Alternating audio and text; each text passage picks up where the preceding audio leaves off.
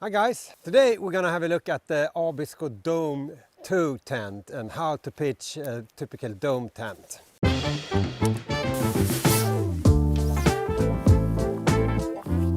So first, of course, you want to find the spot for where to pitch the tent, and decently even, firm enough to get a good grip for the pegs, and with as little vegetation as possible in order to not disturb the nature and leave as little trace as possible when we take the tent down and leave for the next day.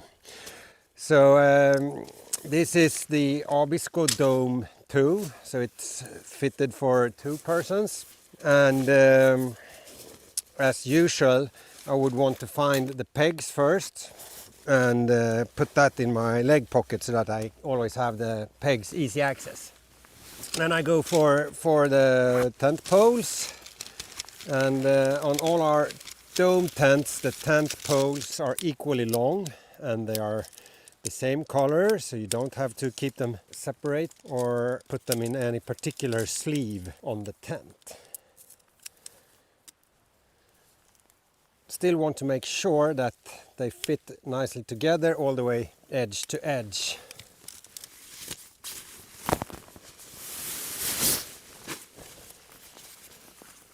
So this is a Nordic pitch tent construction. The outer tent and the inner tent are tied together. Of course you can separate them, but when pitching everything together you don't have to worry to get the inner tent wet if it's raining.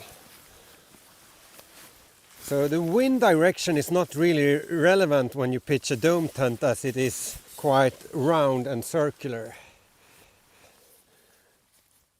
If I have strong winds, I definitely want to secure the tent to the ground initially so that it doesn't blow away. Like that. So all poles are silver colored and all sleeves are silver colored also, so it's easy to start with. At the top on the dome tents they cross though, and then you need to find the same color sleeve as you came from. So here we go red to red, and here we have from silver to silver.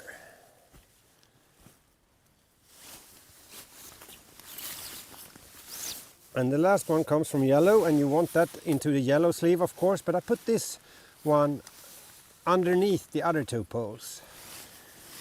And then I go all the way and feed it to the bottom of the sleeve before I can raise the tent. And you need to lift it up a little bit.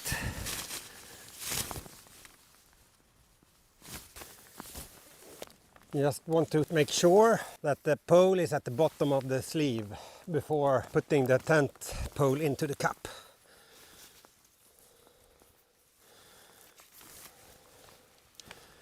The beautiful thing with the dome tent is that you can decide where to plant it for the night.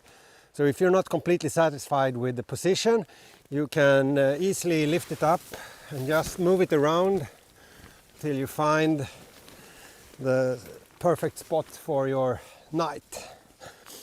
And now you want to secure the guy lines. Guy lines are important in order to get the right tension on the fabric of the tent, and not having the tent fabric too soft and loose, because it will flap and sound during the night, and will also cause abrasion and wear and tear of the fabric.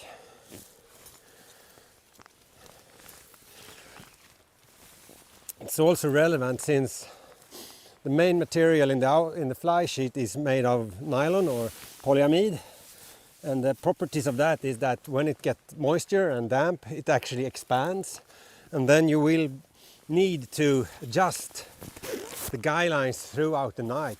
Make sure they are tightened before going to bed, because all the moisture in the air that you breathe out will get to the outer tent also, make it expand.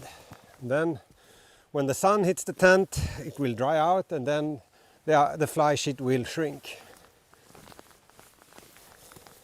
So the ventilation, you want to make sure that you can have as good airflow as possible through the tent during night. So make sure these are as open as possible. You can also tie this one down. It will give you a little bit more space inside and also support the ventilation.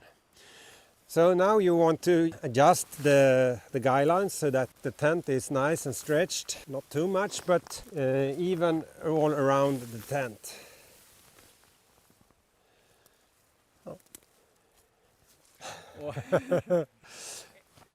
Obviously dome toe pitched, and this is typically how you'd pitch any type of dome tent, where the inner tent and outer tent are attached together in a Nordic pitch construction.